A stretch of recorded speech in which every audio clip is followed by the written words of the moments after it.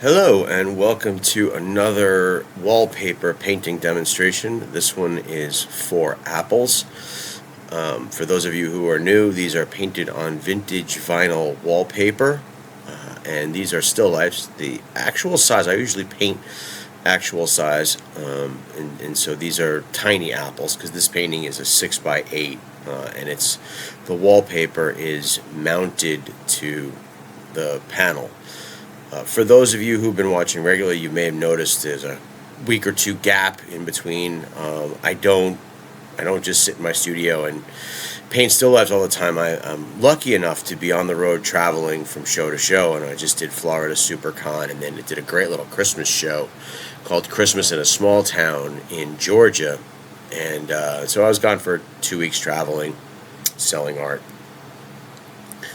And for those of you who are watching my Instagram, I sold another painting to an actor named Chad Michael Murray, which is always a blast. He's a great guy. On top of being at this point a collector, he's got two of my paintings. And so, well, anyway, back to the apples. I mentioned the pop culture aspect of this because I'm going to start making videos of other things besides still lifes coming up in the near future. But that being said, now I'm going to focus on these apples, and we'll talk about the next painting next time. I am once again painting from the deepest darks to the lightest lights. There's not really much to be said about this. It's alizarin crimson and burnt umber is that shot out area. I don't try to go as deep a dark as I see, and I don't go as light a light as I see. I try to keep those ranges in the middle for the first sitting, because then the layers the following day, you would make the darks darker and the lights lighter. I've said this before in my videos.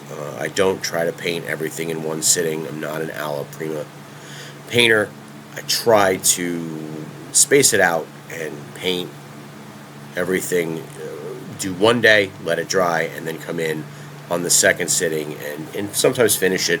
Sometimes it'll go to a third sitting, sometimes a fourth. I try not to let it go to too many sittings on these little ones because they're reasonably priced, between $250 and $500 for the most part. And so you don't want to spend a week on them. For example, you'd be making $1.50 an hour or something like that. I haven't done math, was never my strength, which is why I went into painting. If I was good at math, I probably wouldn't be painting. I'd probably be making money. But anyway, most of these colors are red.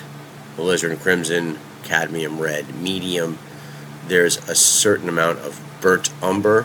Alizarin crimson is an incredibly slow drying color, so I usually add burnt umber to it just to give it something that's quick drying without having to add a tremendous amount of liquid.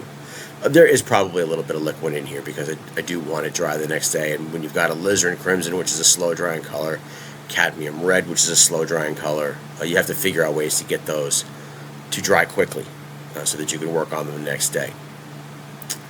Usually, by the way, I will paint 2 or 3 apple paintings at the same time. Apples last a little bit longer than other, like for example, mushrooms. You have a day, maybe 2. To paint them, but apples will stay pretty much looking exactly the way that they do for several days.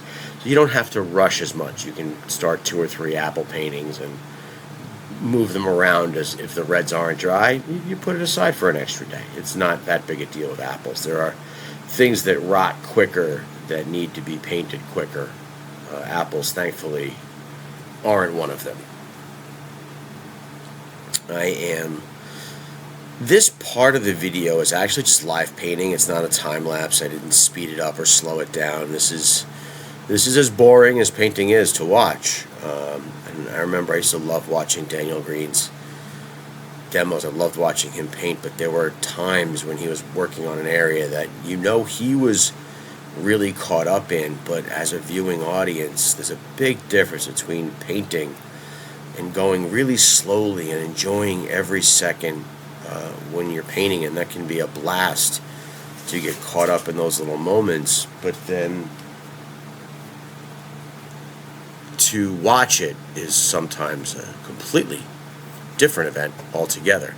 And as much as I enjoy sometimes getting caught up in the little moments, they can be painful to watch if you're watching somebody else get caught up in a little moment. However, watching someone who's amazing, like my teacher was, not me, paint can be the best way to learn something. And so it's always a good idea if you can watch someone who's really fantastic painting live.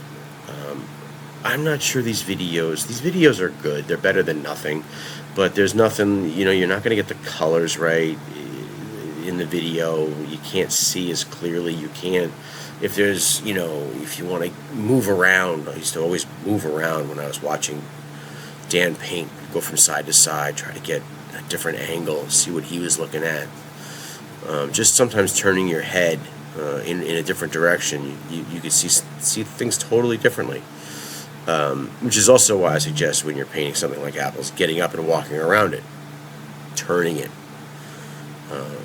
just constantly coming up with ways to make every moment different instead of doing the same thing over and over again, which I try never to do.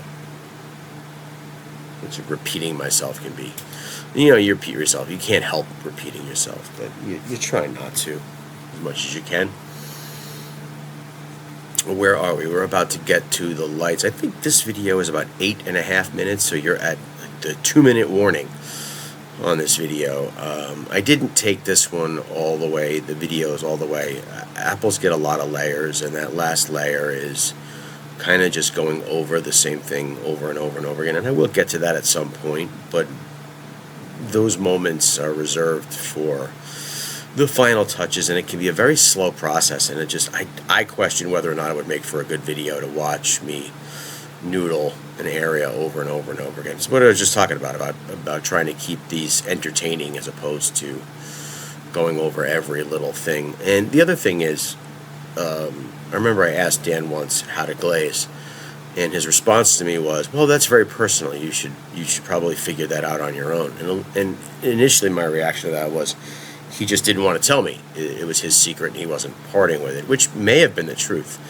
But I will say this: in following his advice, and figuring it out on my own, I learned more than if he just told me what he was using for glaze. I would have used it, and probably would still be using it, rather than experiment and figure things out on my own. And you could argue with that. I mean, I'm sure if this was a round table of 5 artists, we could all, argue all night as to what part of that is true, what part of it isn't true.